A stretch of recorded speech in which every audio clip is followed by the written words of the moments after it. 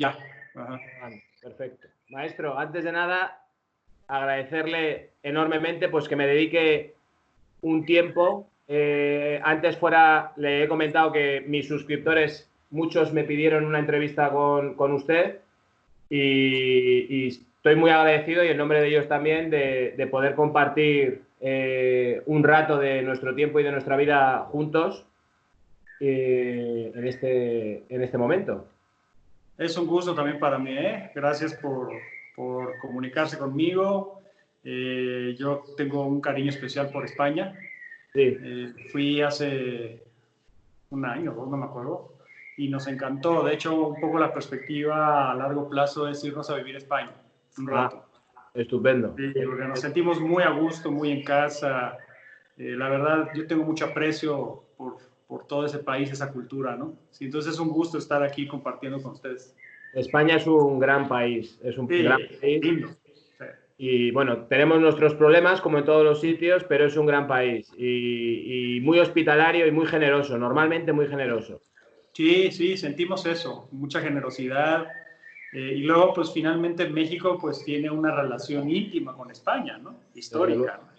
Entonces, creo que se sintió cuando llegamos allá, no nos sentimos ajenos, nos sentimos como en casa, lo cual me pareció muy extraño porque yo no había de España y cuando llegué y sentí la cultura, la vibra, la gente, pues me sentí en casa, ¿no? Entonces, estuvo muy a gusto, sí. Un abrazo a todos. México tiene una cultura muy, muy ancestral, si no me equivoco, ¿verdad? Sí, sí, pues la cultura precolombina, prehispánica, pues es muy amplia, muy grande, pero lamentablemente ha habido mucha supresión de la misma, mucho clasismo, mucho racismo. Entonces yo creo que no se ha respetado y no se ha difundido como debería la cultura prehispánica, ¿no? También tenemos una influencia pues del vecino del norte, norteamericana, tremenda. ¿Sí? México, a final de cuentas, sí tiene su propia identidad, pero también está muy influenciada por Estados Unidos, definitivamente. Entonces, hay lugares en México que parecen Estados Unidos. Yeah. Entonces, tiene ese rollo. Muy diferente, por ejemplo, si uno va más a Sudamérica. Yo he estado en Perú, por ejemplo, y no se siente esa influencia tan gringa, ¿no? Se siente como Perú, se siente mucho el orgullo de los peruanos, como que son mucho más locales, como que son, pues sí, orgullosamente peruanos y toda su cultura la exaltan, ¿no? Y aquí en México yo siento que de repente, no todos, pero de repente queremos ser o nos vamos mucho hacia la parte norteamericana, ¿no? ¿Pero lo ven los jóvenes o en general en toda la sociedad? Pues en toda la sociedad. Lo que pasa es que está es un sincretismo tan profundo, porque pues además es un socio económico muy fuerte, comercial muy fuerte, pero también cultural. Entonces, sí hay en todas las generaciones, hay siempre una forma como de estar mirando hacia el norte, ¿no? De alguna manera. Y no con esto decir que no haya una identidad nacional, ¿eh? Sí la hay. Y cada vez más fuerte, y además ahora con todo esto de que vino este nuevo presidente Obrador y la gente empezó como a recuperar un poco sus raíces y todo, como que se está generando una nueva identidad y se está exaltando toda la parte cultural, pero generacionalmente e históricamente sí ha habido siempre una influencia muy fuerte norteamericana y antes de eso, pues una influencia española ya ni lo digamos, ¿no?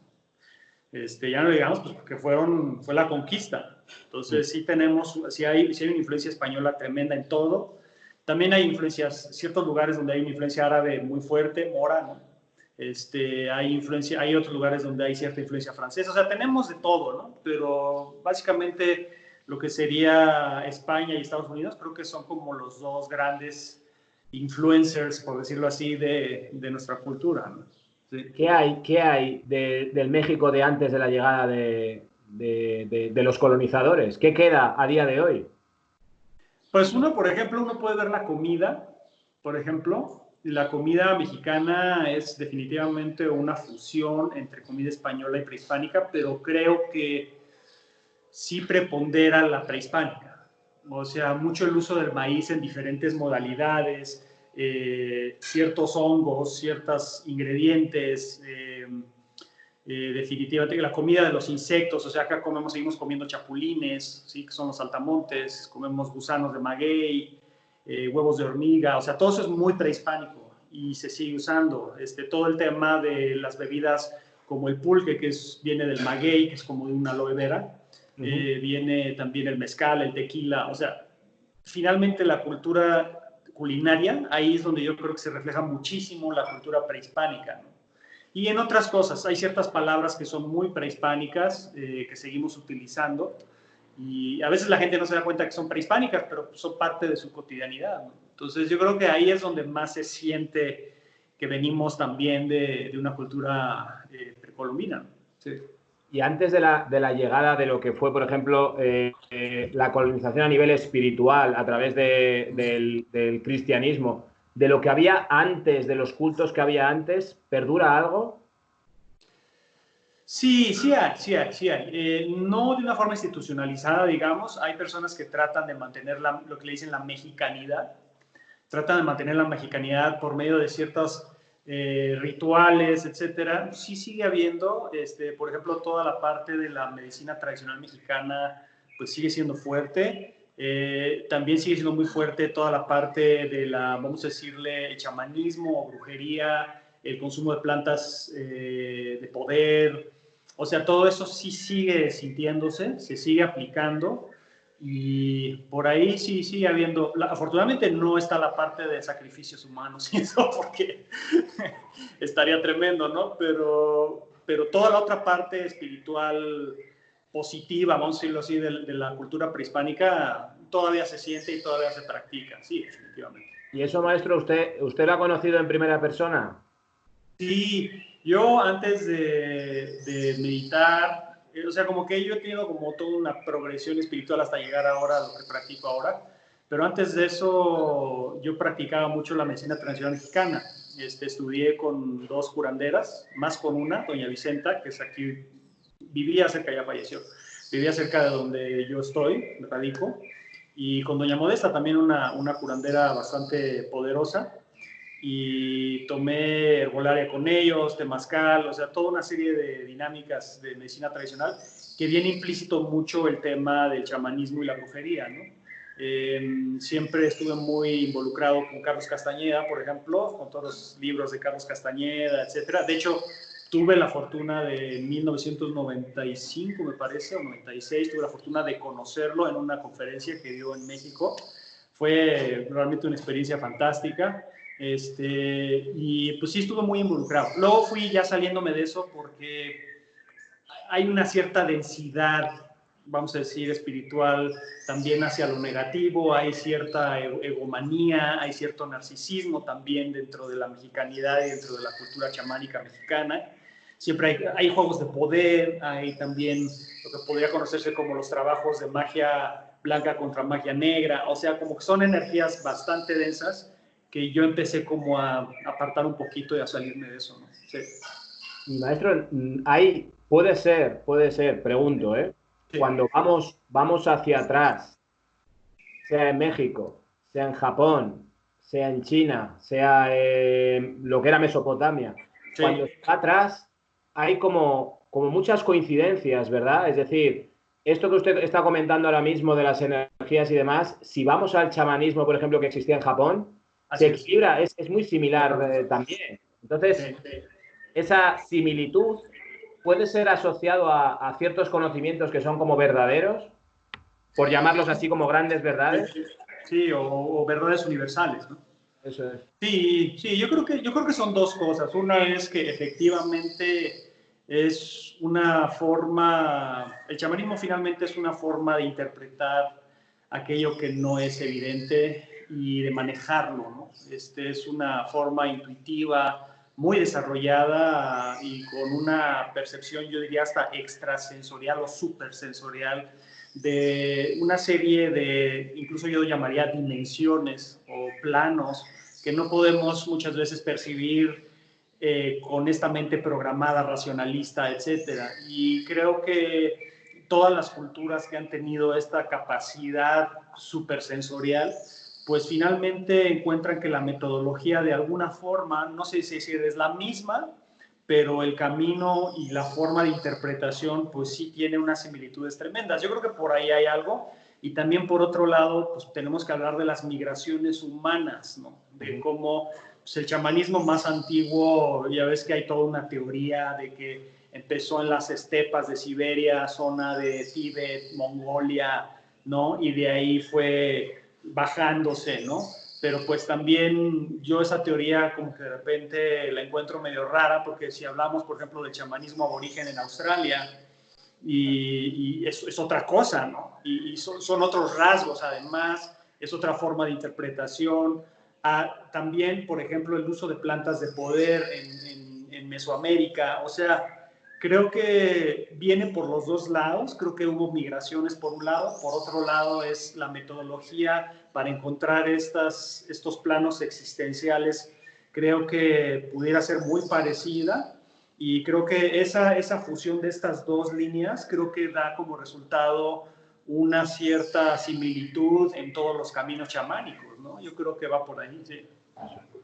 Estaba usted hablando de una evolución que ha pasado usted por diferentes etapas. No sé si sería indiscreto preguntarle un poquito sobre estas etapas para ilustrarnos un poco cómo ha sido su camino.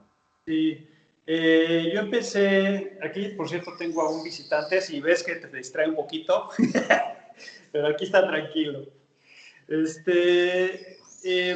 Lo que pasa es que cuando yo empecé con el tema del chamanismo, fue mucho por medio de plantas de poder. Tomaba una vez al año hongos alucinógenos y peyote. Esto vino no por una búsqueda espiritual, sino porque yo de los 13 a los 18 años aproximadamente fui drogadicto, ¿sí? Pero drogadicto me refiero a inhalar solventes, cocaína, marihuana, alcohol, o sea, un nivel de estimulantes bastante fuerte todo el tiempo. No era nada más de fiesta de fin de semana, sino todo el tiempo. Y dentro de esa dinámica muy insana también, pues estaba, como estamos en México, y estaba en una zona cerca de donde se comían muchos hongos alucinógenos con chamanes, etcétera, pues iba yo cada año a comer, o a veces 2 veces al año iba a comer hongos.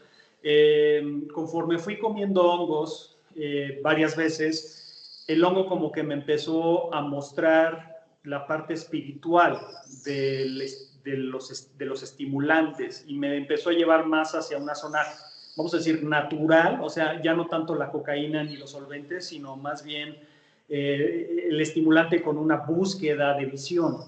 Entonces, curiosamente el hongo me mostró en muchos de mis viajes alucinógenos que yo tenía que leer a Carlos Castañeda, que tenía que buscar a chamanes, que tenía, además coincidió una cosa muy extraña, porque uno de mis mejores amigos en esa época era, y sigue siendo, bueno, pues nieto de doña Modesta, una curandera muy famosa aquí en México.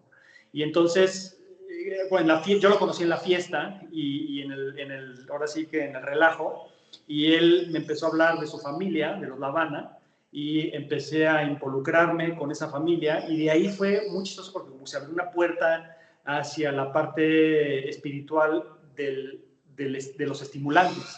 Entonces, ahí empecé yo a involucrarme un poco más. Luego tuve una crisis muy severa de ansiedad, de ataques de pánico, de depresión, debido a la misma drogadicción.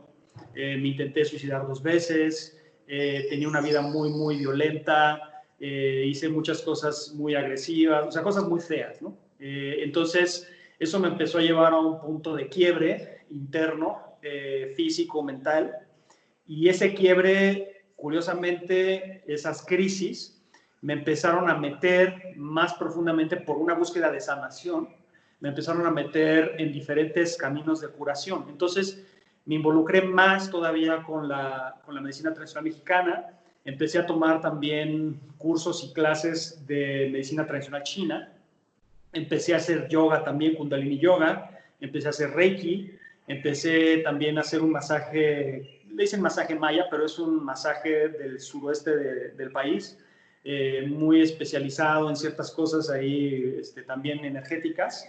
Y de ahí pues empezó mi camino de sanación, una forma como de sanar mi propia mente y mi propio cuerpo que estaba deshecho, y también me di cuenta que conforme yo me iba sanando, podía ayudar a los demás. Entonces empecé un camino de sanación y de hecho hubo como unos 2 años, 3 años más o menos, que me dediqué 100% a curar. Me dedicaba a hacer Reiki, a dar masajes, herbolaria, medicina china, etcétera, ¿no?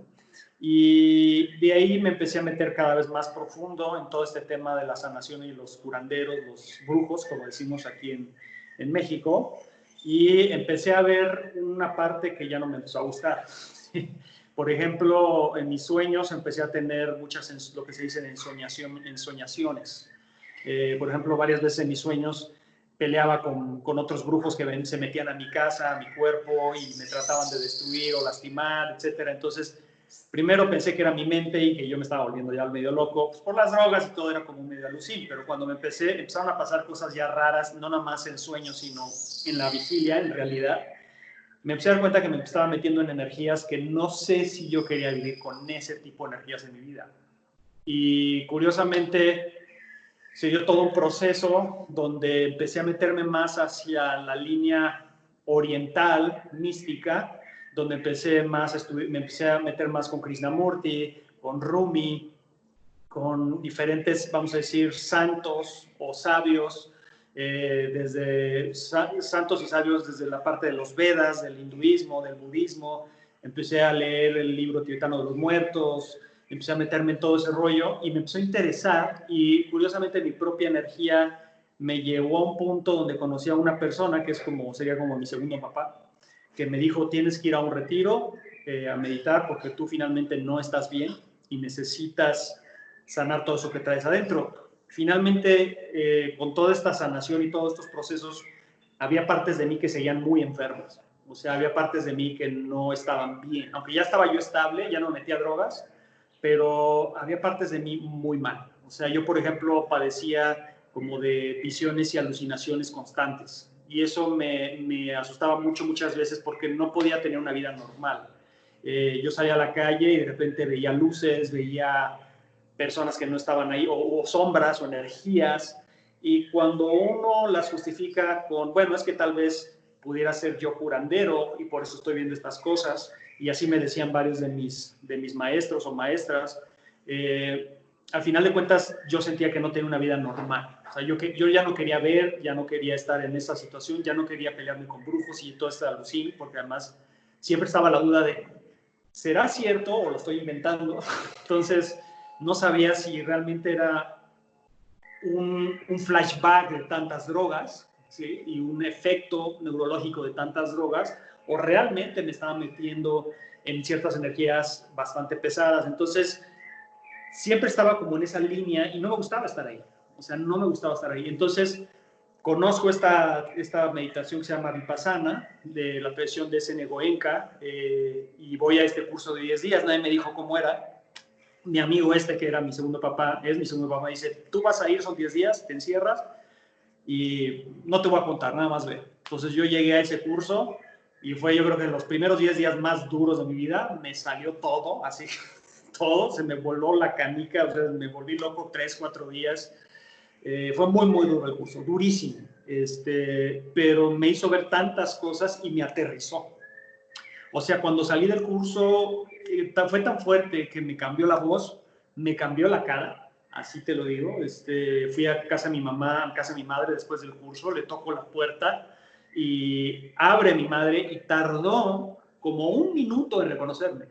O sea, toco la puerta, abre mi madre y me dice, ¿sí que se le ofrece? Eso fue para mí impactante, o sea, que mi madre no me reconociera la cara. Y le digo, mamá, soy yo. Y se impacta mi madre y me dice, ¿qué te hicieron? Eres otro ser humano, ¿qué te pasó? Y lo bonito de esto es de que todas las alucinaciones, toda esta energía paró. Pero al mismo tiempo no nada más paró, sino como que sentí que estaba como en otro nivel vibratorio. Me sentaba a meditar y sentía una gran paz profunda, me venían como muchos insights, como sabidurías, ¿no? De muchas cosas, entendía muchas cosas, hablaba con la gente, me desenvolvía con los demás y como que me daba cuenta que estaba en un nivel muy alto intuitivo, como que veía cosas que los demás no se dan cuenta, pero ya no estaban, vamos a decir, influenciadas o manchadas o o traducidas por medio de brujos y elementales y nahuales y todo esto, sino como que ya era más puro, como era diferente. Entonces me sentí mucho más tranquilo al respecto, dije, este es mi camino, esto me hace mucho mejor que estar jugando o estar lidiando con este tipo de energías que luego son bastante insalubres, ¿no? Entonces, por eso digo que, pues yo siento que es un nivel de vibración más alto, ¿sí? Es un nivel de estabilidad, de ecuanimidad y además, energéticamente hablando, estás en un plano, siento yo, a mi punto de vista, superior, porque no estás lidiando, por ejemplo, en el chamanismo hay algo llamado los elementales, que son estas energías, ¿no? O estos, pues sí, vamos a decirle energías, seres, de alguna manera inmateriales, que tienen la capacidad de dirigir nuestra percepción y además de dirigir elementos como el agua, el fuego, la tierra, árboles o plantas o incluso nuestra propia mente, ¿no? Y cuando empiezas a meditar y empiezas a llegar a un nivel más, un poco más sutil de vibración, dejas como en otro nivel a estos seres, entonces ya no te están molestando o ya no te están influyendo, y es lo que yo sentí, que ya no se me acercaban este tipo de energías, tanto, vamos a decir, luminosas como oscuras también. Entonces yo dije, bueno, pues es que esto es la máxima protección, o sea, meditar es un nivel tan elevado de vibración que ya ni siquiera estás, es como si estuviéramos en un edificio y fueran varios pisos y uno está en un piso y de repente vibras en otra cosa y pasas al otro piso y los que se quedaron abajo en el piso pues ya no pueden subir porque solo tú pudiste subir porque tu mente y tu energía la subiste a ese nivel. Entonces es lo que yo me di cuenta, como que era otro nivel y pensé, esto me hace mucho bien. Y entonces por eso me decidí por este camino, ¿no? No estoy menospreciando el chamanismo ni toda esa línea, es muy poderosa, muy fuerte, tiene muchos efectos positivos también, pero tiene ciertas interacciones que en mi propio ser y a mi propio configuración y punto de vista, pues para mí no me hacían mucho bien, ¿no? Entonces por eso me decidí a subir mi vibración hacia la meditación y otra cosa, ¿no? Sí. Entiendo. Muchas gracias.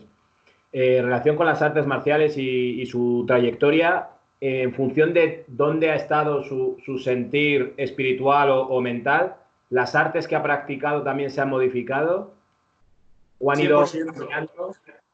Sí, 100%. Cuando yo empecé a practicar Aikido, antes de Aikido ya había practicado kickboxing, había practicado ninjutsu, tai chi, había practicado un sistema paramilitar y ya tenía como una percepción de lo que era el arte marcial. Yo no lo veía como arte marcial, simplemente lo veía como, no tenía una definición, o sea, no decía yo hago esto o aquello, simplemente era como movimientos, ni siquiera llamaba técnicas, era como tengo que saber defenderme, nada más, ¿no? Y toda esa dinámica anterior al Aikido me hizo bastante agresivo, la percepción era atacar antes de que te ataquen, entonces siempre te estás tratando de anticipar y estás en una actitud, no voy a decir confrontativa, pero sí muy depredadora, escaneando a la gente y viendo a ver quién te mira mal o quién pudiera ser un posible agresor y entonces siempre estás buscando las estrategias para adelantarte a cualquier situación que se pudiera presentar. Y yo me daba cuenta que al final del día todo esto era miedo. O sea, tenía miedo de ser atacado, tenía miedo de ser vulnerado. Y entonces siempre estaba como a la defensiva ofensiva, ¿no? Y eso te hace muy agresivo, te hace muy violento y también muy sobrereactivo, entonces reaccionas de más a situaciones que no meritaba ese nivel de violencia. A mí me pasaba muy seguido que si estaba en algún lugar, en algún restaurante o en la calle y alguien se me quedaba viendo, yo pensaba que me estaba viendo porque estaba planeando atacarme, o sea, ese nivel de paranoia estaba. Entonces, a veces yo llegaba y atacaba primero, ¿no? O confrontaba primero. Entonces, eso te mete en muchos problemas. Y todo esto tuvo mucho que fue en el lapso de las drogas, o sea, fue mucho en este lapso de la drogadicción y todo. Y cuando vino todo este proceso chamánico también y de curación, yo dejé todo este tema marcial o de armas y todo. Yo tenía colección de cuchillos y pistolas y, o sea, era todo un rollo así de armas y etcétera. Y cuando empiezo con este proceso de sanación, regalo todas mis armas, regalo los cuchillos, regalo las pistolas, tenía escopetas, tenía todo eso, lo regalo, ya no quiero saber nada de eso, me aparté de todo ese círculo, tenía, pues digamos, un círculo de, no voy a decir amigos, pero como de colegas o compañeros que vibraban en la misma onda que yo, y me aparté de ellos y decidí dedicarme nada más a curar y etcétera. Y en ese proceso me llega esta noticia de que hay algo llamado Aikido. Y entonces veo, en ese entonces fue con Steven Seagal. Me dijeron, mira, es el arte marcial que practica Steven Seagal. Ve esta película que se llama Nico. Y entonces, Above the Law se llama, y bajo la ley o sobre la ley. Y entonces yo empiezo a ver la película y me doy cuenta de esos movimientos y digo, esa arte marcial está muy interesante. Porque a mí siempre me gustó el combate, o sea, entender como las técnicas y todo. Entonces me dijo, esos movimientos están muy interesantes. Y me puse a investigar qué era el Aikido y empecé a descubrir que era un arte marcial muy espiritual. Entonces dije, esto me interesa, creo que esto me ayudaría bastante. Y coincidentemente, aquí en un club que ya dejó de existir, había un maestro de Aikido que era la única escuela de Aikido que había aquí en Cuernavaca, en Morelos, y daba las clases en el pasto, así nada más. Entonces yo estaba inscrito en ese club, iba a nadar ahí y todo, y cuando veo los movimientos de lejos de este personaje, digo, eso es Aikido. Y entonces me le acerco y le digo, oye, disculpe, ¿esto es Aikido? Sí. ¿Puedo entrar? Sí, claro. Y cuando empecé a sentir los movimientos y la filosofía que había atrás, este profesor era muy tradicionalista. O sea, por ejemplo, decía que no había que decir ataque, era energía. O sea, todo lo que fuera como violento lo sacó y era nada más un manejo de energía. Entonces, y yo estaba en todo este rollo de la sanación, el reiki, entonces, y la meditación. Entonces dije, pues me queda perfecto, ¿no? Entonces decidí como borrón y cuenta nueva, dedicarme nada más al Aikido. De hecho, cuando me dijeron, tú has hecho otras cosas, ¿sabes? No, yo no sé nada. O sea, les mentí, ¿no? Y dije, yo no sé nada porque yo quiero empezar como si yo no supiera nada. Entonces, así estuve como 12 años más o menos. Más bien como 10 años sin mencionar nada y sin interactuar con otras técnicas. Puro Aikido y dedicado al Aikido. Fui varias veces a Japón, me fui a Estados Unidos a entrenar. O sea, me dediqué al 100%, ¿no? Y eso fue un proceso muy sanador para mí porque fue un arte marcial no violento y eso yo no lo conocía. O sea, yo no sabía que pudiera haber un arte de combate que no fuera agresivo. Entonces, cuando empecé a ver esta parte de no violenta y energética, eso me gustó mucho. Pero conforme fue pasando el tiempo, me empecé a dar cuenta que, bueno, pues yo tengo otro conocimiento que debería fusionar o que debería rescatar, porque me empecé a dar cuenta de ciertas cosas, de técnicas específicas del Aikido, tácticas, que me parecían muy reales. O sea, decía, está muy bonito como camino espiritual, pero hay ciertas cosas del Aikido que yo sé que no funcionan así. O sea, porque yo he estado en peleas, he estado en esto, y estas técnicas que me presentan estos supermasters, porque además fui con muy buenos maestros en Japón y todo, y yo veía esas técnicas y decía, están muy bonitas, muy elegantes, parecen muy efectivas, pero una pelea no es así. Un ataque de cuchillo no es así. Esto no es así. Un agarre no es así. Un cabezazo no es así. Entonces, empecé a tener serias como dudas y como una incisión muy fuerte, o sea, como un parteaguas. O sea, dije, ¿sabes qué? El Aikido está muy bien espiritualmente, pero tácticamente está muy mal. O sea, a mí esto no me va a servir, yo no lo puedo aplicar así y ni me voy a animar a aplicarlo así porque me van a partir la cara.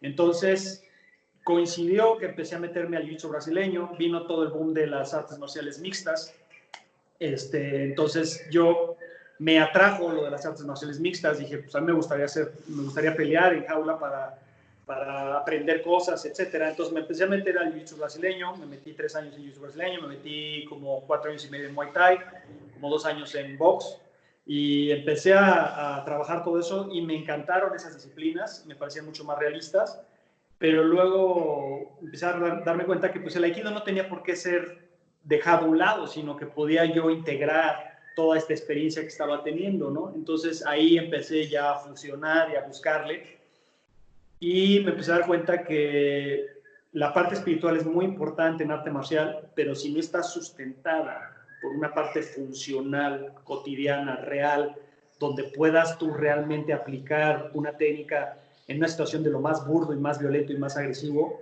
pues la parte espiritual queda sin fundamentos. Entonces me di cuenta que para ser más espiritual o tener un arte marcial o una filosofía o una forma de vida más espiritual aún y más sutil, finalmente sí necesitas un fundamento cotidiano, funcional, práctico, porque si no se cae en el romanticismo marcial, donde nada más hablas de las virtudes marciales y del budo y de cómo las técnicas deben ser hacia la paz y no hacia la guerra, etcétera, pero nada más hablas de eso, no tienes el fundamento para sustentar eso que estás diciendo. Y eso es lo que yo me empecé a dar cuenta. O sea, si nosotros, por ejemplo, analizamos lo que pasó con No Sensei Morihei Ueshiba, el fundador del Aikido, tuvo un proceso, no llegó directamente a un estado espiritual aikidístico, sino tuvo un proceso desde lo más burdo. O sea, él experimentó desde las cosas más burdas, marciales, técnicas, tácticas, etcétera, y también tuvo su lado agresivo, su momento agresivo, y tuvo su parte combativa y su parte confrontativa. Y conforme él fue dándose cuenta que eso era un nivel vibratorio, así que muy bajo y muy burdo, y que no llevaba a una calidad de vida superior, pues empezó a hacer una transformación, ¿no? Y hasta que acabó siendo Aikido, ¿no? Curiosamente, el Aikido se llamó Aikido después de 2 bombas atómicas. O sea, O-Sensei vivió en un momento en Japón donde le tiraron 2 bombas atómicas y venían saliendo de una Segunda Guerra Mundial. Entonces yo creo que O-Sensei se dio cuenta de que ese nivel de violencia y de competitividad y todo, pues deja millones de muertos, ¿no? Entonces dijo, bueno, pues vamos a transformar la vía marcial en algo espiritual, y así nace el Aikido, ¿no? Y saco a colación esto porque yo no soy O-Sensei ni mucho menos, pero entiendo su proceso y creo que a mí me pasó algo similar. O sea, creo que yo empecé a ver que pura técnica violenta y pura agresión no te deja nada bueno. Me fui hacia lo espiritual, pero también me di cuenta que si nada más es meramente espiritual y no tiene una funcionalidad práctica, pues también eso espiritual queda como una burbuja de jabón. Cualquiera llega y lo pica y se te cae todo el teatro, porque no tienes manera de sustentar esa marcialidad que tú estás predicando como forma de vida, ¿no? Entonces, creo que ese ha sido mi proceso espiritual y marcial, y así es como lo he ido manejando hasta ahora. Sí. Y actualmente enseña como una amalgama de técnicas de toda su experiencia marcial dentro de un sistema propio, de alguna manera original suyo. Sí, sí, ahora lo que he hecho, y yo nunca me imaginé que iba a acabar haciendo esto, honestamente, no era mi propósito cuando yo empecé a practicar artes marciales o aikido, después jiu-jitsu o muay thai, era como voy a hacer una nueva arte marcial o un sistema, ¿no? No era mi mentalidad, pero lo que pasa es que cuando yo empecé a buscar a ver si hay algún sistema o algún arte marcial o una escuela que sea completa en términos tácticos, y cuando digo tácticos es manejo de armas, manejo de tu cuerpo como un arma en circunstancias cotidianas, modernas, basadas en evidencia, no en especulaciones de hace 2 siglos o 1 siglo, no basado en folclores culturales o en tradiciones, sino realmente a lo que yo lo que me podría enfrentar, que tuvieran esta parte de evidencia, pero que al mismo tiempo tuviera una parte muy espiritual y muy profunda. Y no he encontrado, hasta ahora no encontré quién me pudiera dar, o qué sistema o qué profesor me pudiera dar las 2 cosas. Entonces dije, bueno, pues tengo que seguir entonces yo mi propio camino.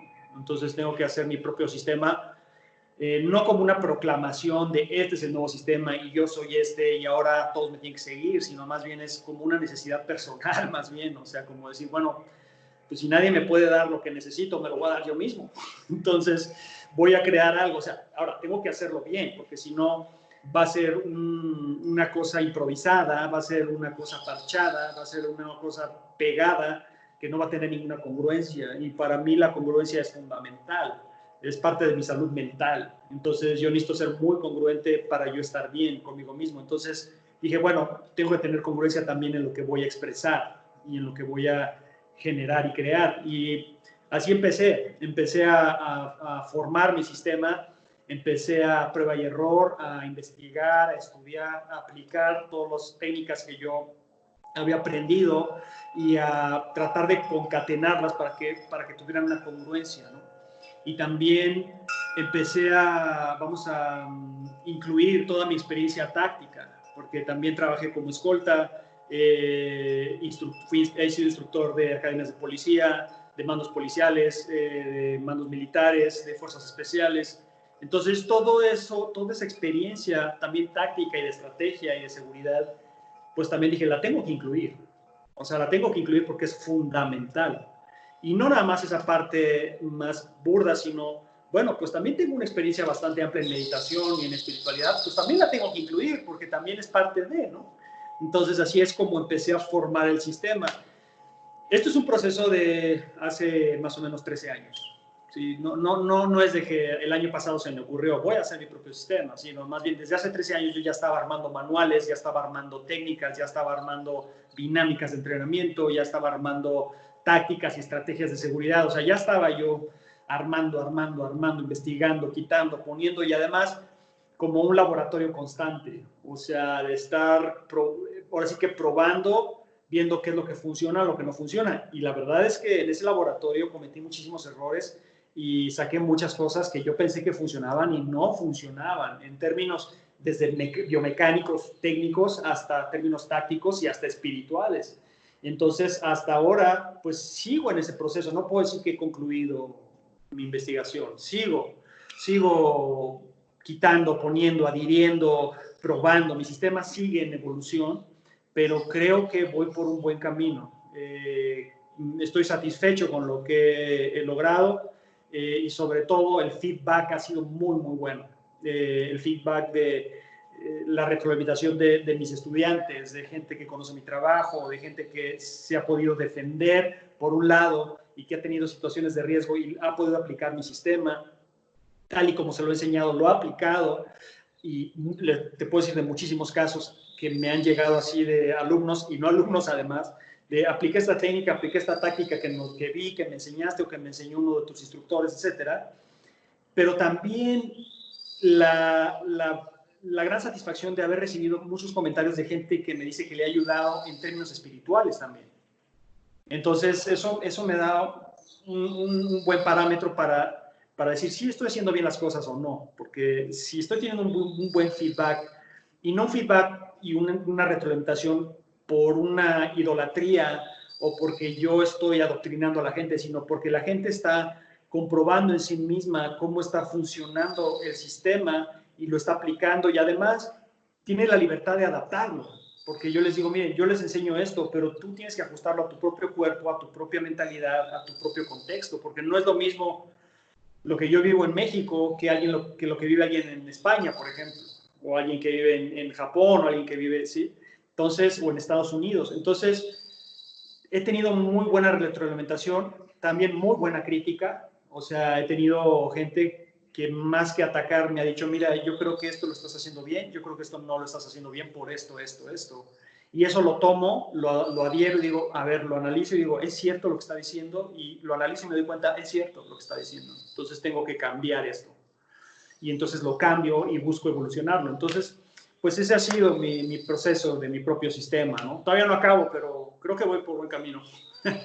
Por lo que entiendo, es una labor de por vida. Es una labor de por vida. Es una labor de por vida.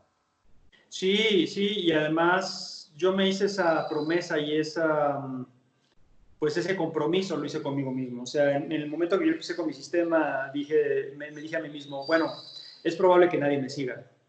Es probable que yo haga algo que a nadie le importe. Y puede ser que a nadie le importe o porque yo lo estoy haciendo mal, ¿sí? O porque lo estoy haciendo muy bien, pero está muy adelantado a la época, al momento. Tal vez es algo que todavía no es momento de que se exprese y que la gente lo entienda. Y cuando me hice esa promesa dije, bueno, no importa si me sigue una persona o es un sistema de uno, mío, y es lo que yo hago para mí.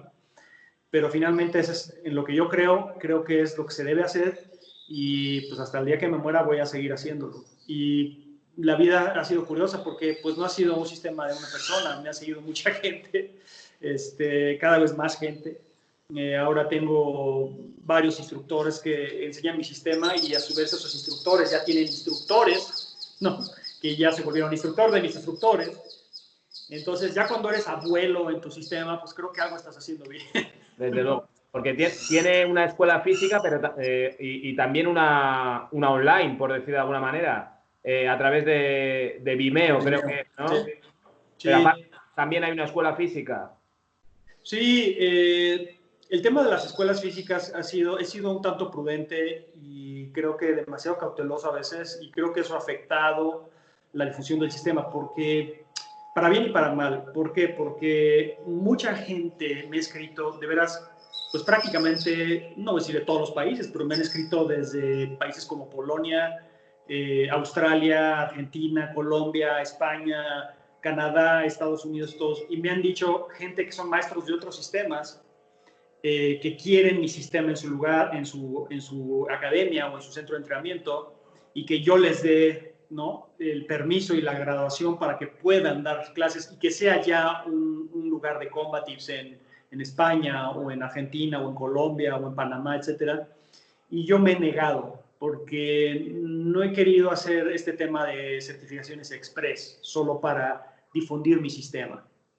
Entonces, eso ha reducido mucho y ha alentado mucho la difusión de mi sistema. Entonces, ahorita realmente escuelas oficiales, pues tenemos 4, o sea, bueno, aquí en Morelos hay 2, en la Ciudad de México hay 3, son 5 escuelas oficiales.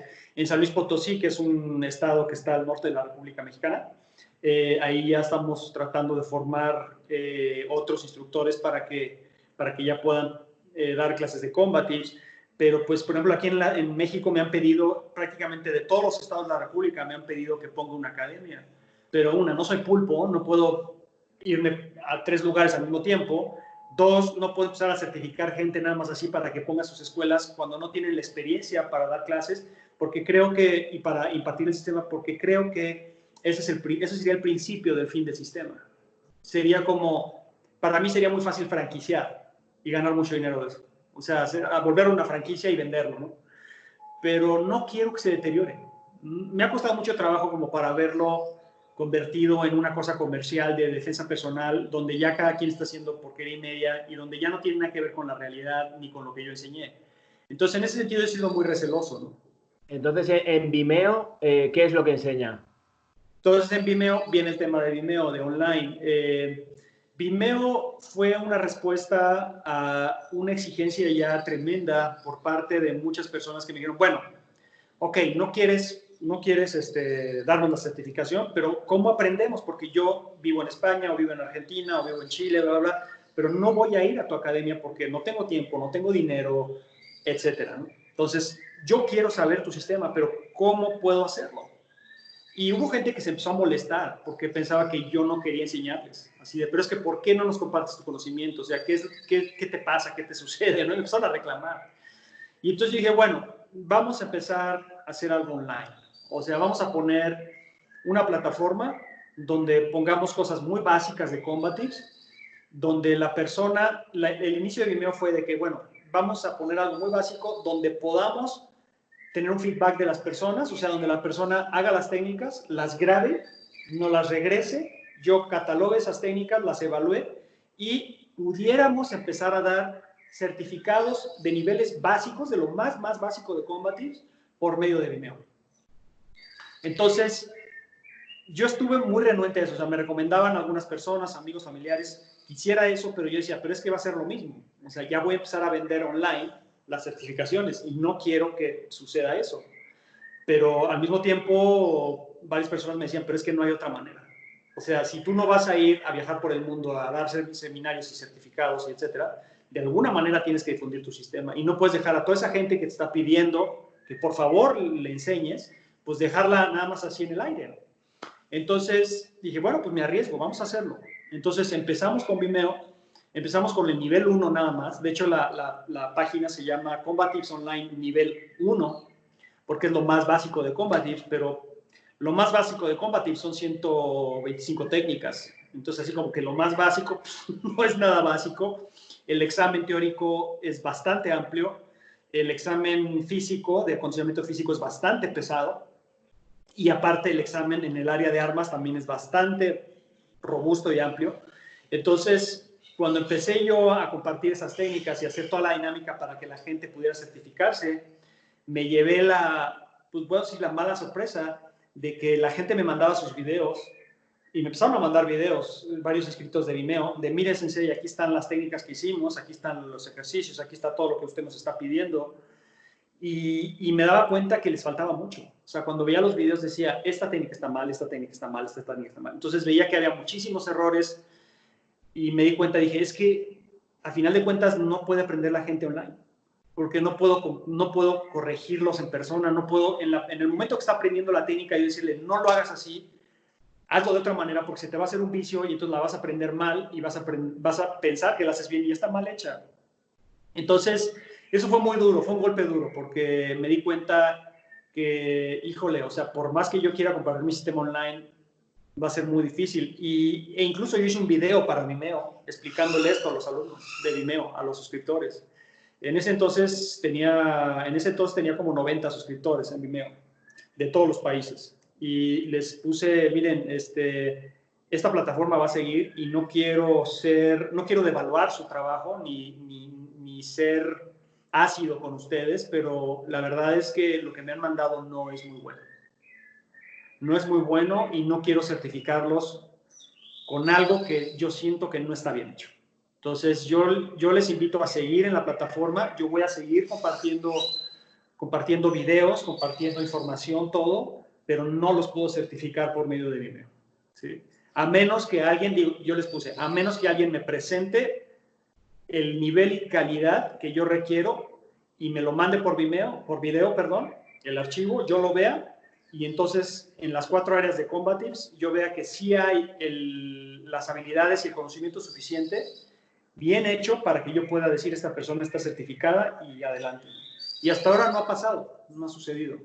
Y eso también me hizo reconfigurar mi sistema totalmente. Mi sistema originalmente eran 4 niveles. Cada nivel se comprendía el primero como de 114 técnicas, más las armas, estamos hablando como de 170 técnicas, más el examen, lo que te comenté, ¿no? Bastante amplio. Y luego el segundo nivel es más amplio, más. Y me di cuenta que la exigencia era excesiva. O sea, dije, es que para que alguien pueda lograr el primer nivel en Combatives, pues nosotros lo empezamos a ver aquí con los alumnos en persona, empezamos a darnos cuenta que cada alumno necesitaba aproximadamente 1 año y medio para hacer el primer nivel apenas. Y la gente, yo empecé a dar cuenta que también se frustraba o se impacientaba porque decían, bueno, tengo 1 año y medio, tengo 1 año entrenando y todavía no me quiere certificar Bruno, ¿no? Y yo les decía, es que no te puedo certificar porque te faltan todas estas técnicas, te falta todo esto, estos errores. Y entonces empecé a darme cuenta que eso no era muy comercial, que digamos, porque mucha gente empezó a decir, bueno, entonces para llegar al 4.º nivel, pues van a ser que 8 o 10 años, eso es muchísimo, ¿no? Lo cual no está mal, yo lo veo bien, pero a lo que voy es que me di cuenta que tenía que ser más constante la evaluación, porque finalmente los grados y las evaluaciones en artes marciales no nada más te sirven para ver dónde estás parado en términos de cómo está tu propio progreso en ese sistema, sino también es inspiración. También es de que, bueno, ya hice mi primer examen, ya tengo esta cinta, ya tengo este grado, voy al segundo, voy al tercero, ¿no? Entonces yo me doy cuenta que dije, bueno, pensé, ¿no? El Combatives tiene que ser más inspirador y no ser tan brutalmente difícil, académicamente hablando, ¿no? Entonces lo que hice es dividir los niveles. Entonces, en vez de que hubiera 4 niveles, puse 8 grados. Entonces, el primer nivel, que era nada más 100 y tantas técnicas, lo dividí en 2. Entonces ya no son 140, ya son 70. ¿No? Entonces ya reduje el tiempo de evaluación. Entonces la persona, en vez de tardar 1 año y medio en poder hacer un solo nivel, lo redujimos a 4 meses más o menos y medio.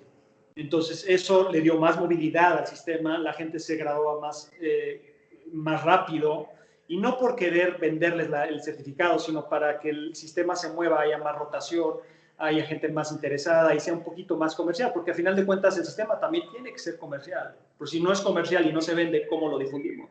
Yeah. Entonces, Vimeo, pues lo partí también en eso, pero también les fui sincero con toda la gente de Vimeo y les dije, pues esta es la realidad. O sea, es un sistema muy complicado, me está costando mucho trabajo que ustedes lo entiendan online, y la gente realmente me sorprende, porque la gente sigue haciendo mucho esfuerzo y siguen inscribiéndose. Ahorita ha subido muchísimo nuestra plataforma de Vimeo. Sigo compartiendo prácticamente un video cada 2 días, una clase cada 2 días. Y ya no nada más estoy compartiendo clases de un solo nivel básico, sino ya estoy compartiendo cosas bastante complejas, con la idea de no certificar a la gente, pero que finalmente el conocimiento no se quede relegado nada más a las personas que yo veo en persona, sino que también todos aquellos que me han seguido durante tanto tiempo y me han apoyado tanto, pues que tengan una retribución de mi parte y un agradecimiento de mi parte. Entonces, por eso yo me siento muy agradecido y mi forma de retribuirles es robustecer más la plataforma y hacerla cada vez más amplia, ¿no? Y además me sirve para dejar mi legado ahí. Entonces, por eso Vimeo ha sucedido de esta manera y seguimos en Vimeo y vamos a seguir, no con la idea de que sea un cursillo online donde te certificas rápido, ¿no? Sino más bien que sea un lugar donde tú puedes inscribirte y aprender muchísimo, no nada más de defensa personal y artes marciales, sino también de táctica, de seguridad, de espiritualidad y todo, ¿no?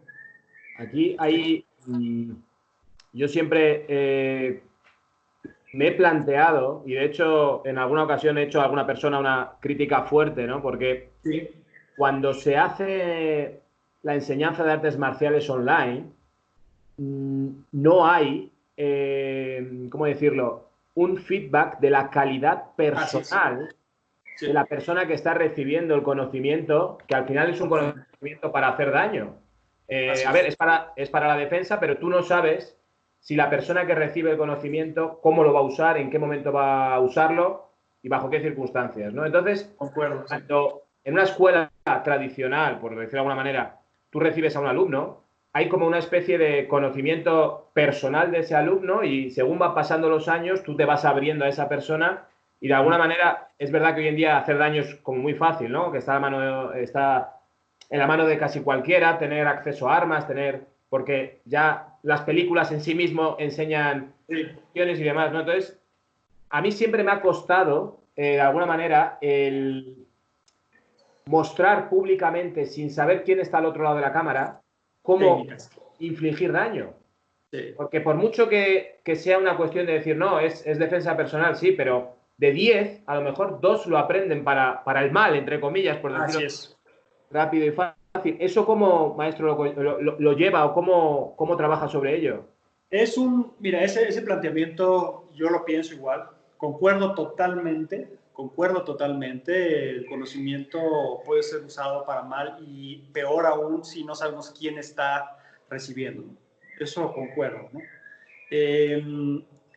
Yo lo veo de esta manera.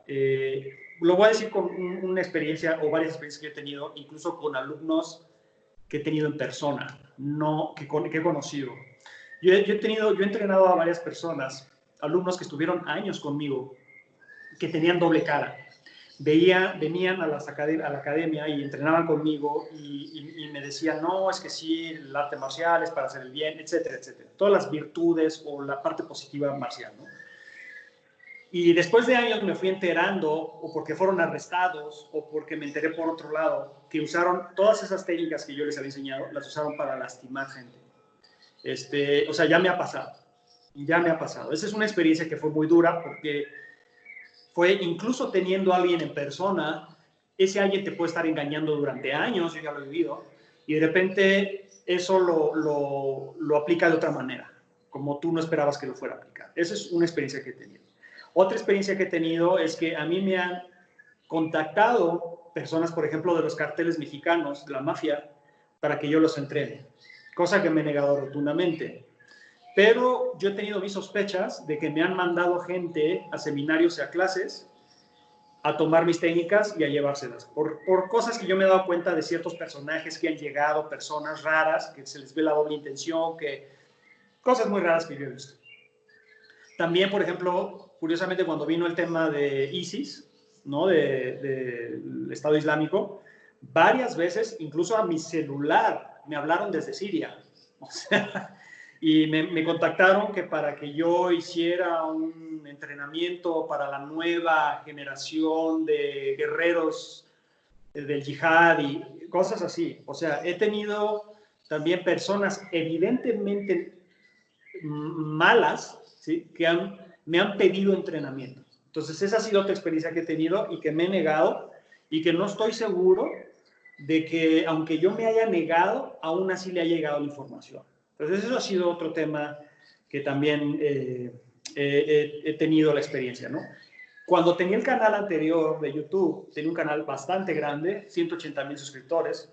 No es un canal chico, 900 y tantos videos, donde mostraba cosas muy específicas de manejo de armas punzocortantes, de cómo lastimar a una persona, cómo romperle el cuello a alguien, cómo dañar, Y siempre me entraba la duda y decía, es que creo que estoy haciendo mal, porque de esas 180,000 personas, ¿cuántas no son buenas personas?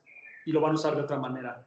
Pero al mismo tiempo pensaba, bueno, pero también hay muchas personas que sí pueden salvar su vida con estas técnicas.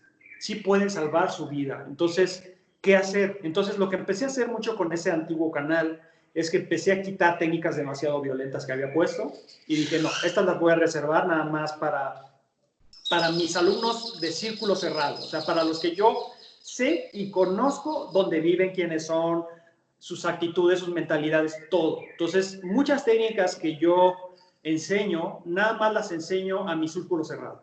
O sea, lo más violento se lo enseño nada más a mi círculo cerrado, no se lo enseño a todo mundo, ni siquiera a los alumnos que son de recién ingreso, vamos a decirlo así. En el tema de Vimeo, hay muchas técnicas que enseño que tienen un nivel de uso de fuerza y que pueden dañar, sí, pero no son ese nivel de fuerza y de daño que acabo de mencionar. O sea, donde pues estas técnicas nada más las enseño al círculo cerrado. En Vimeo solo enseño las cosas que yo sé que van a ser más bien que mal.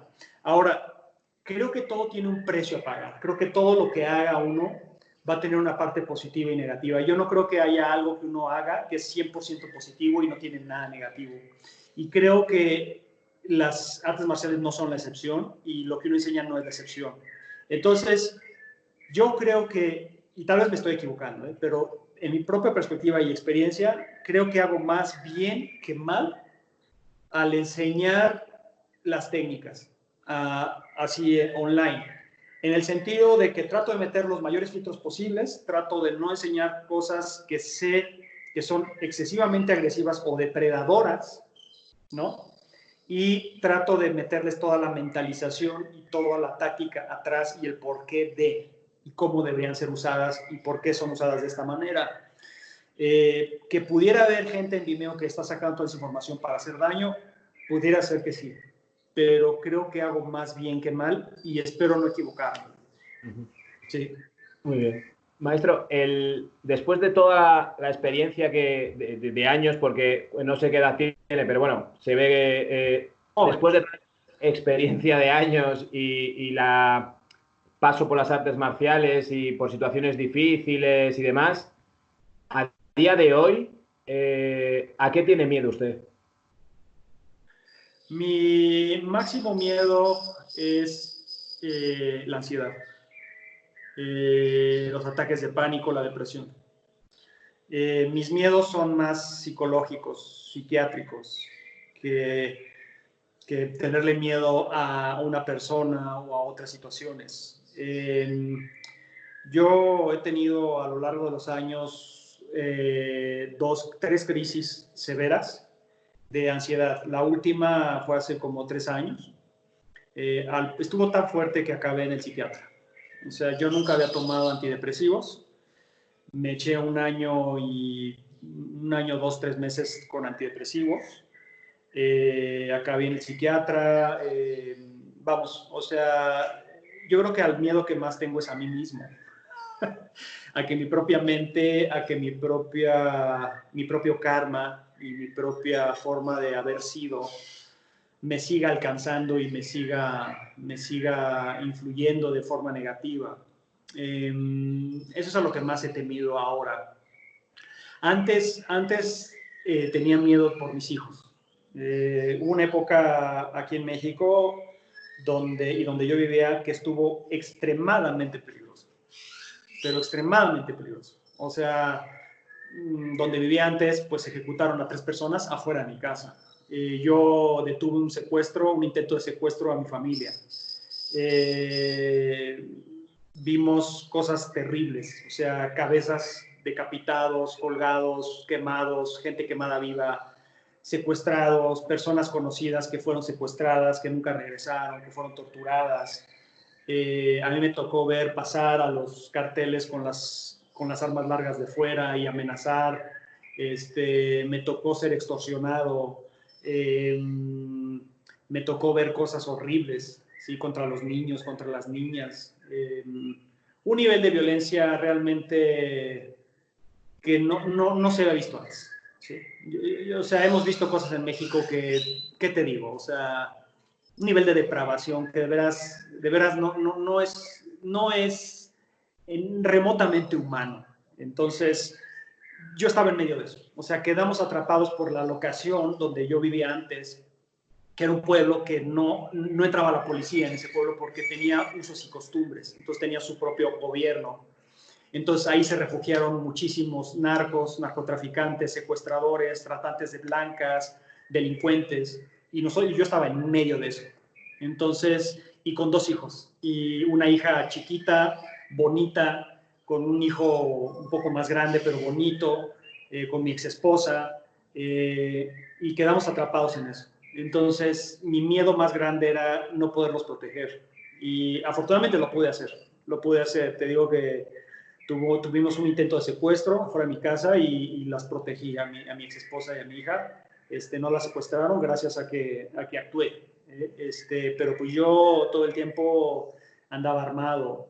Tuve encuentros de intercambio de balazos. O sea, entonces no tenía miedo a que me pasara algo a mí, sino mi miedo principal era que le pasara algo a mi familia y que se llevaran a mis hijos y que les hicieran todas esas cosas que yo ya había visto que les hacían a los niños y a las niñas.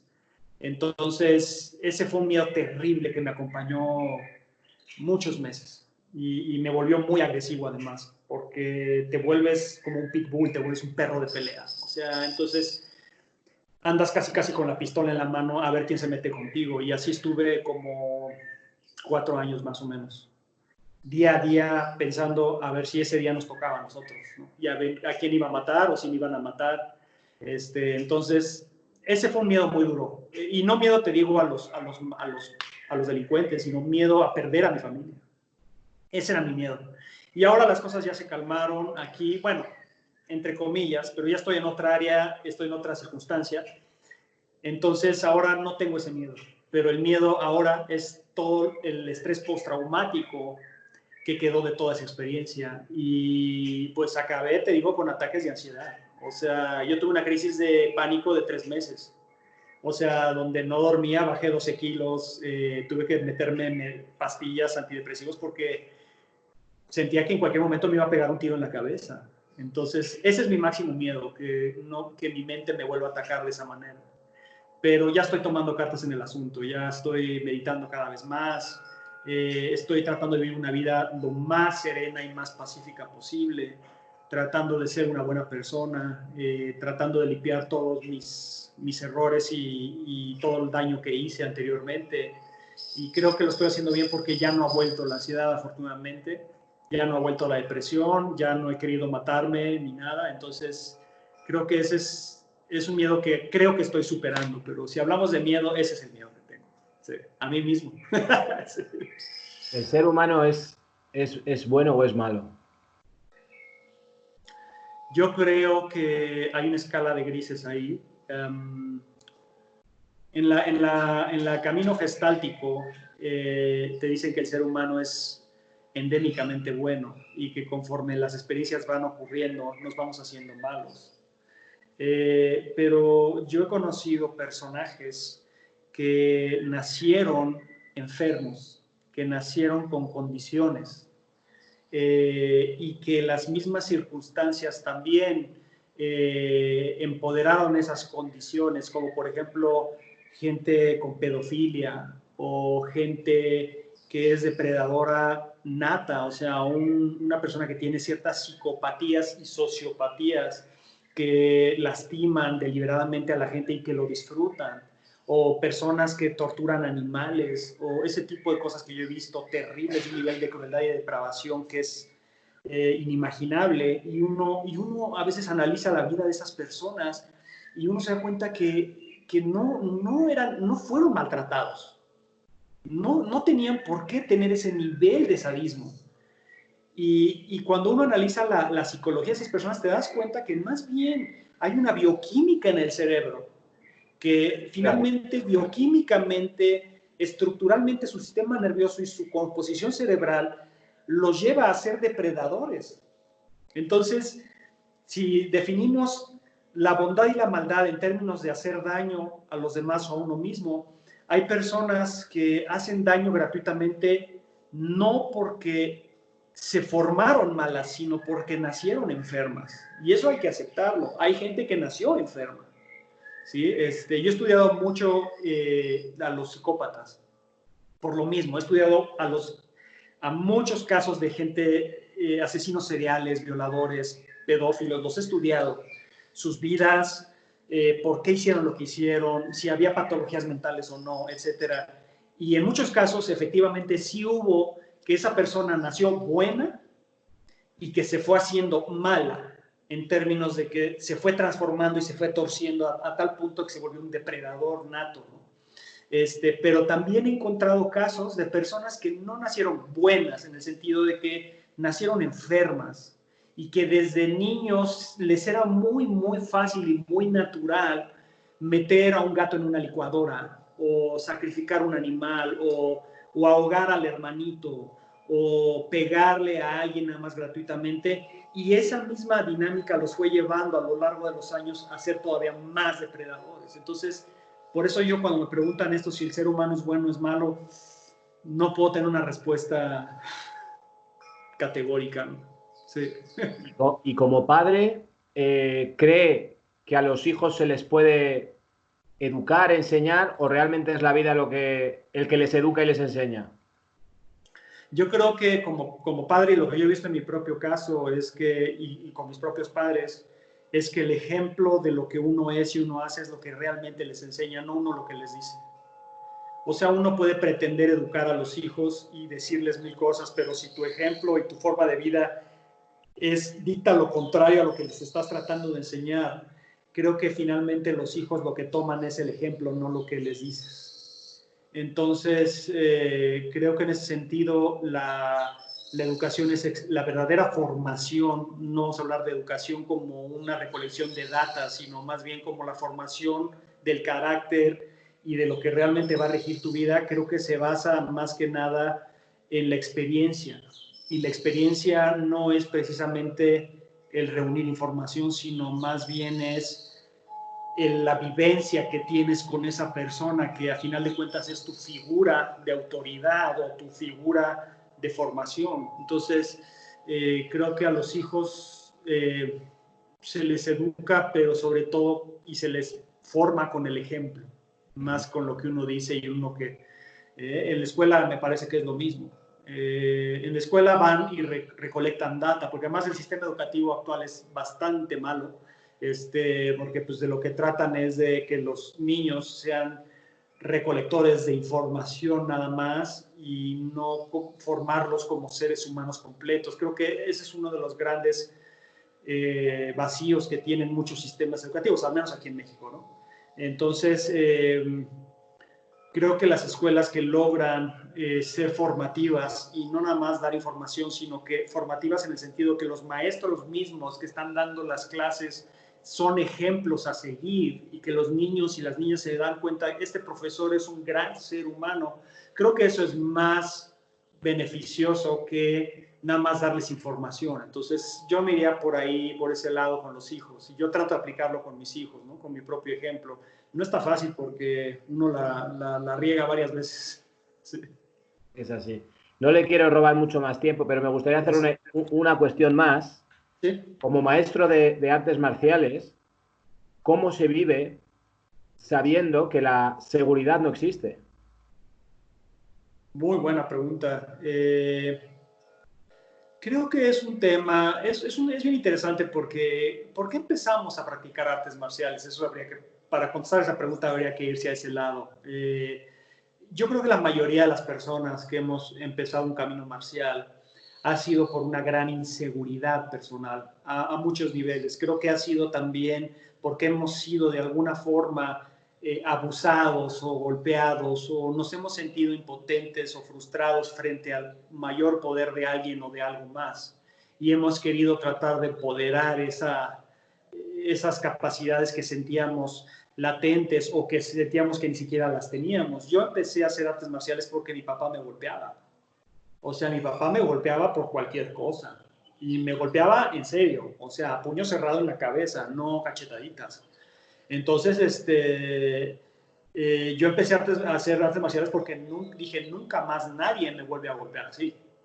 Y entonces, finalmente empezó desde un sentido, una sensación de inseguridad.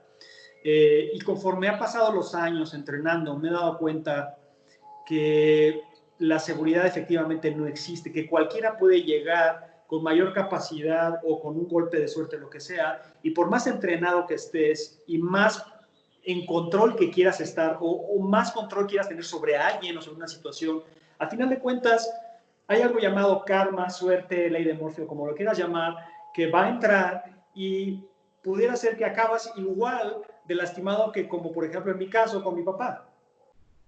Entonces, en ese entendimiento yo me empecé a dar cuenta que, ok, lo que estaba buscando yo con artes marciales es una sensación de seguridad, una sensación de seguridad. Y con los años me he dado cuenta que es totalmente ilusoria, que esa sensación de seguridad, a final de cuentas, pues es solo eso, ¿sí? Y que muchas veces nosotros como instructores le vendemos esa sensación a alguien más. Y que yo le estoy vendiendo... Esa sinceridad, porque con toda la trayectoria y siendo usted ahora mismo profesional de las artes marciales, esa sinceridad de que al final es exclusivamente una sensación de seguridad, sí. Es maravilloso. Es tremendo. Abiertamente. Es esclarecedor y es tremendo y es duro aceptarlo, duro para la gente que quiere controlarlo todo, ¿no? Y que quiere la solución perfecta para todo, y yo siempre voy a estar seguro, haga lo que haga, porque mi técnica y mi entrenamiento, para eso me dedico, para siempre estar seguro. Y la realidad es que, y además hay un tema que es bien importante y podría ser paradójico en este sentido, pero no es, en realidad, si uno lo analiza, no tiene nada paradójico, es que el arte marcial, en su esencia, y el arte de la guerra, es la aceptación de que nos vamos a morir en cualquier momento. O sea, esa es la base de un guerrero. O sea, el verdadero guerrero, independientemente si es un guerrero espartano, samurái, vikingo, etcétera, todas las culturas guerreras, todas tienen presente la muerte como una realidad, y de hecho no nomás como una realidad, como una bendición. O sea, como morir peleando es lo mejor que te puede pasar. Sí. Entonces, por ejemplo, el dicho del Bushido, tan conocido como el samurái, cuando tiene que elegir entre la vida y la muerte, siempre elige la muerte. Así empieza. Entonces, claro, entonces de alguna manera tiene una conexión muy interesante con la impermanencia. Y la impermanencia tiene una conexión totalmente íntima con la incertidumbre. Porque finalmente, si hablamos de seguridad, estamos hablando de certidumbre. Y como decía un maestro, uno de mis maestros, de hecho, de meditación de Vipassana, mi hermano, decía, vamos a entender que la certidumbre, la estabilidad no existe. No existe. Por lo tanto, la seguridad no existe. Si hablamos de eso, ¿sí? Si equiparamos seguridad con certidumbre, porque seguridad es una forma de certidumbre, no existe. Estamos en un estado constante de cambio, de mutación y de incertidumbre. Entonces, desde esa aceptación de que no podemos controlar casi nada, creo que viene otra perspectiva diferente del arte marcial y de la práctica. Y creo que si practicamos desde esa perspectiva, no de la necesidad de controlar todo, sino de más bien entender que casi no controlamos nada, creo que te da una libertad de aprendizaje totalmente diferente y otro enfoque que te puede llevar al verdadero espíritu marcial. Eso es lo que yo me he dado cuenta y que me costó años entenderlo, ¿no? Incluso ahora, yo no puedo decir que ya estoy totalmente liberado y que acepto la muerte. No es cierto. Sigo teniendo una necesidad de seguridad y de certidumbre, pero también acepto esta otra parte y la entiendo y digo, bueno, el karma es el karma, la ley de Murphy es el Murphy, y el caos, vamos a decirle caos, es el caos, está ahí siempre, y voy a tratar de entrenar lo mejor que pueda, voy a tratar de perfeccionarme lo mejor que pueda, pero siempre con conciencia que aún yo lo haga así, cualquier pelado que no sabe nada viene y me mata. Entonces no hay problema. Sí. Pues estoy encantado de este rato que hemos pasado. Gracias. he aprendido muchísimo. Llevamos, no sé, hora y cuarto, pone aquí en el reloj, el estoy grabando. Y ha sido una maravilla poder exponerme a la sabiduría y al conocimiento de toda una vida en este breve lapso y todo lo que estoy seguro que podría seguir aprendiendo, y me gustaría muchísimo que más adelante pudiera tener otra vez oportunidad de compartir otro rato, otro espacio de tiempo, maestro, con usted. Con gusto, ha sido un gusto conocer a alguien que también, yo también me metí al canal y me parece un canal totalmente congruente, aterrizado, diverso, pero muy bien estructurado. Me pareció que lo que expones es fantástico, me gustó muchísimo, porque también, pues uno investiga, ¿no? Yo me puse a ver, bueno, a ver como, por qué me quiere entrevistar o qué es lo que quiere saber, ¿no? Y me he encontrado a una persona, además con unas preguntas muy inteligentes, totalmente inteligentes, bien formuladas, y es un placer, siempre para mí es un placer hablar con alguien inteligente, sabio y con experiencia, ¿eh? Entonces, el gusto también es de regreso. Muchísimas gracias, maestro. No, con gusto. Un placer.